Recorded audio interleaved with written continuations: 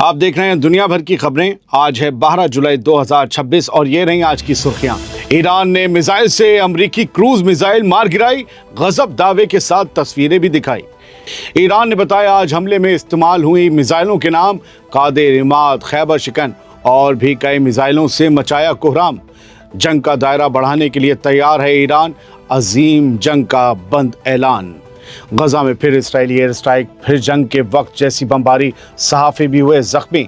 हुथीस का बड़ा ऐलान, ईरान के साथ आखिरी दम तक खड़ा रहेगा यमन। रूस में ड्रोन गिराते वक्त बेकाबू हुई हैवी मशीन गन, गनर दूर जाकर गिरा, साथ ही बाल बाल बचे। और डोनाल्ड ट्रंप के बेहद करीबी सेनेटर लिंडसे ग्राहम की मौत पर सोशल मीडिया में लगी दावों की बाढ़। मौत को लेकर ईरान और रूस पर क्यों जताया जा रहा है शक, बताएंगे हम।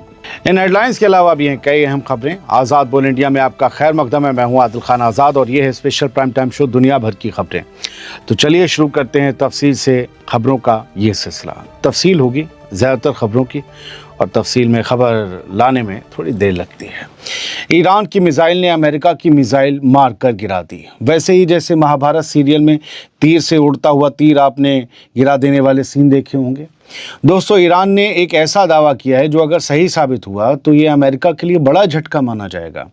12 जुलाई को सामने आई रिपोर्ट के मुताबिक अमेरिका के ताज़ा हमलों के दौरान ईरान की इंटरसेप्टर मिसाइलों ने, एयर डिफेंस की मिसाइलों ने अमेरिका की एक क्रूज मिसाइल को आसमान में ही मार कर गिरा दिया और टुकड़ों में तब्दील कर दिया। बोली नीचे चलो।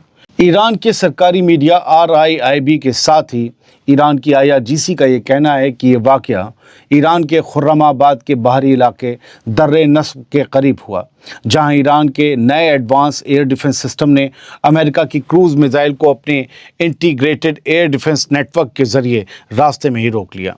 IRGC का कहना है कि ये कार्रवाई उस वक्त हुई जब अमेरिका ने स्ट्रेट ऑफ हॉर्मोज बंद किए जाने के बाद खुर्रमाबाद समेत कई इलाकों पर नए हमले किए।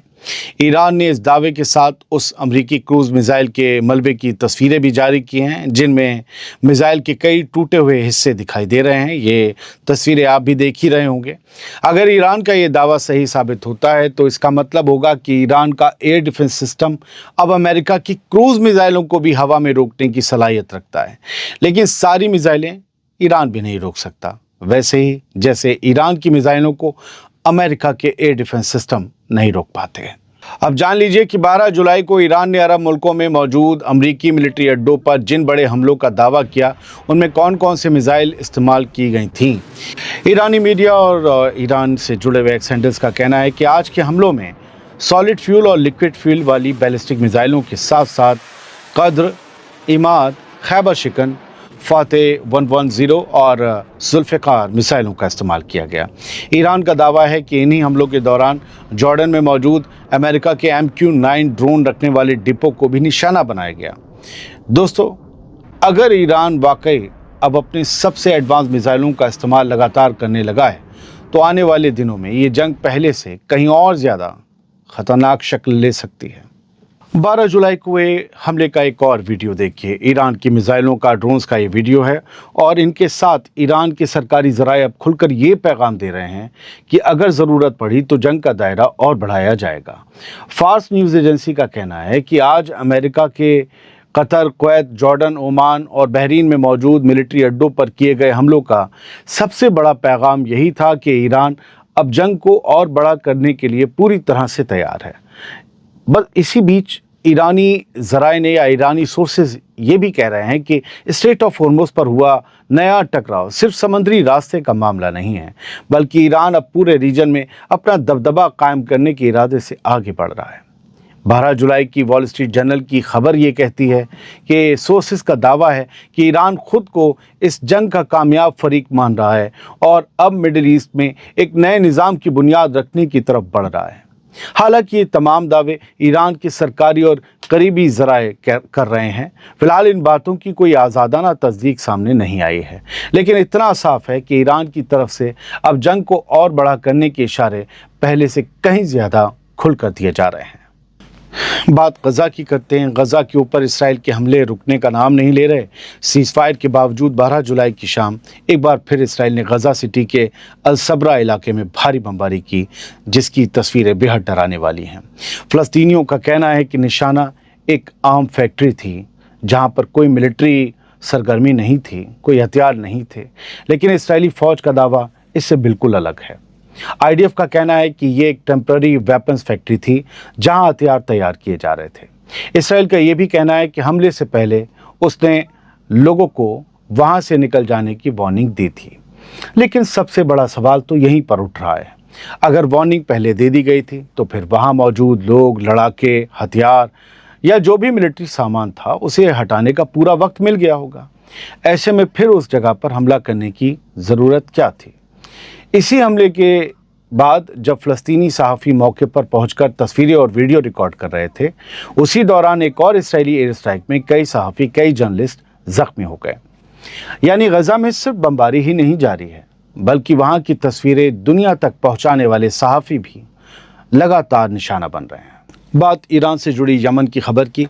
यमन के हुथीज़ ने एक बार फिर साफ कर दिया है कि वो ईरान के साथ पूरी मजबूती से खड़ा है। सना में मौजूद हुथीज़ की हुकूमत की फॉरेन मिनिस्ट्री का कहना है कि अमेरिका और इसराइल की तरफ से ईरान पर जारी हमले अपने किसी भी मकसद में कामयाब नहीं होंगे।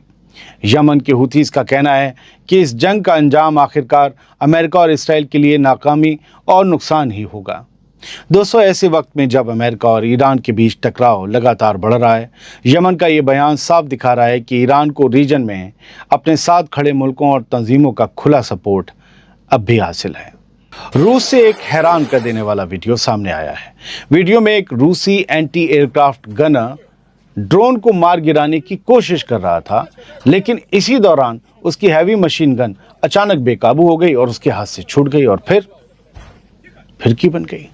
बताया जा रहा है कि ये याक B-12.7 हैवी मशीन गन है, जिसे आमतौर पर रूस के Mi-24 गनशिप हेलीकॉप्टर पर लगाया जाता है।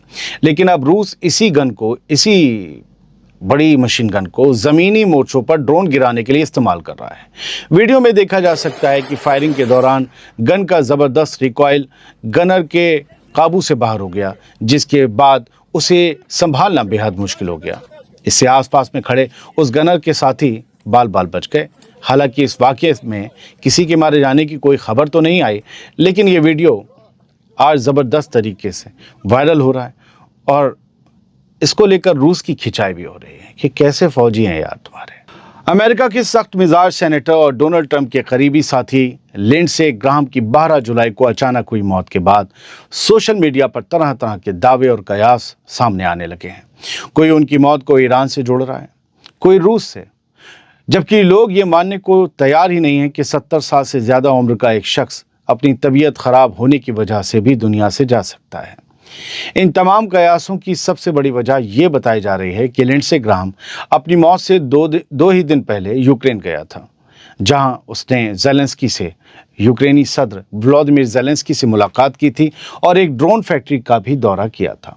सोशल मीडिया पर कुछ लोग ये दावा कर रहे हैं कि ईरान के सुप्रीम लीडर की इंतकाम वाली तकरीर और IRGC की पुरानी धमकियों के बाद उनकी मौत महज एक इत्तेफाक नहीं थी, लिंडसे की मौत। वहीं अमेरिका के इन्फ्लुएंसर मारियो नोफेल ने भी सोशल मीडिया पर कई सवाल उठाते हुए ये लिखा कि लिंडसे ग्राहम की मौत से कुछ दिन पहले IRGC ने लिंडसे को धमकी दी थी। वो यूक्रेन से लौटे और फिर अचानक उनकी मौत हो गई। लिंडसे ने वो धमकी खुद भी अपने शेयर की थी एक्स अकाउंट पर। हालांकि मारियो ने यह भी लिखा कि दिल की बीमारी या दूसरी मेडिकल वजह से भी उनकी मौत हुई हो सकती है।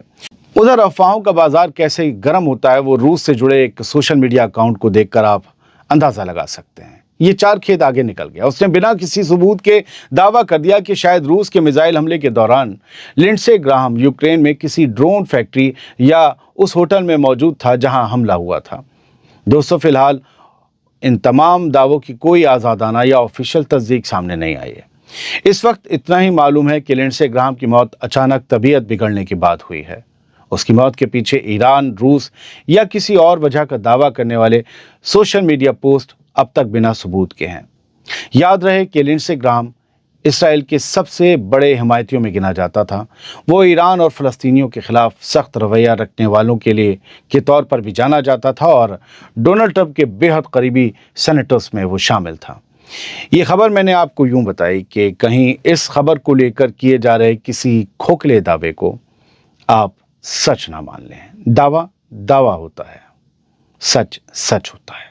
اب کچھ خبریں یہاں سے. یہ رشیا کی سیزائن آئل ریفائنری کی تصویر ہے جس میں کئی جگہ پر آگ لگی ہوئی ہے اور یہاں پر یوکرین نے زبردست طریقے سے پورے چھتے ڈرونز کے داغ دیے اور بڑا حملہ کیا ہے. یہ جو آپ ایک فوٹو دیکھ رہے ہیں اس میں میں آپ کو یہ بتانے کی کوشش کر رہا ہوں یہ روس کی آئل ریفائنری ہے.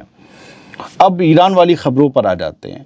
ان rare public rebuke Oman issues formal protest to Iran over irresponsible attacks. Iran غیر ذمہ دارانہ حملے کر رہا ہے، عمان کا یہ کہنا ہے، اور عمان اس بار ایران پر بھڑک اٹھا ہے دوست ہونے کے باوجود. اور جہاں تک میری جانکاری ہے ایران کے ایمبیسڈر کو بھی طلب کیا گیا ہے. کیا یہ جواب دیجئے، بتائیے یہ حملے آپ نے کیوں کیے؟ ایران نے عمان میں موجود امریکہ کے اس اڈے کو یا اس ٹھکانے کو نشانہ بنایا جہاں امریکہ کے ایئر کرافٹ کیریئرز ایندھن لینے آتے تھے. ہم نے آپ کو بتایا تھا. تو فی الحال یہ ایک بات ہو گئی. سعودی عرب نے ایران کے حملوں کی مذمت کی ہے. سعودی عرب نے اسٹرانگلی کنڈیم کیے ہیں ایران کے اٹیک، وہ جو عرب اسٹیٹس پر ہوئے ہیں. کہا ہے سعودی عرب کی فارن منسٹری نے کہ ایران نے انٹرنیشنل لاز کو وائلیٹ کیا ہے اور اس کے جو اچھے پڑوسی ہیں ان پر حملے کیے ہیں. سعودی عرب نے ایران کے لگاتار حملوں کی مذمت کی ہے اور کہا ہے کہ گلف کی کنٹریز پر اس طرح کے حملے ناقابل برداشت ہیں. اصل میں سارے عرب ملکوں کی شکایت یہی ہے کہ دیکھو تمہاری جنگ اب چھڑی ہے، ہمارے یہاں امریکی اڈے نہ جانے کب سے ہیں، تمہارے ساتھ ان کا مسئلہ نہیں تھا. جب تم انجوائے کر رہے تھے عراق پر حملے، صدام پر حملے، تب بھی یہ ملٹری اڈے یہیں تھے. تمہاری جنگ آج چھڑی، ایران سے کہہ رہے ہیں عرب ملک، تمہاری جنگ آج چھڑی ہے اور یہ ہماری زمین پر اڈے ہیں، پہلے سے ہیں. تم ان کے وہ کہہ نہیں رہے ہیں، وہ کہہ رہے ہیں کہ تم ان کے وارشپس وغیرہ یہ سب دیکھو، ہماری زمین پر حملے کیوں کر رہے ہو.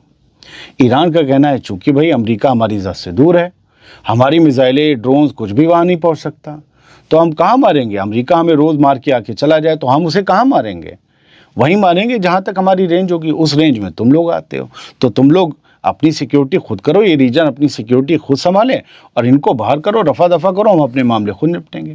تو دونوں اپنی اپنی جگہ صحیح کہہ رہے ہیں. تو غلط کون ہے؟ وہ جس نے یہ جنگ شروع کی.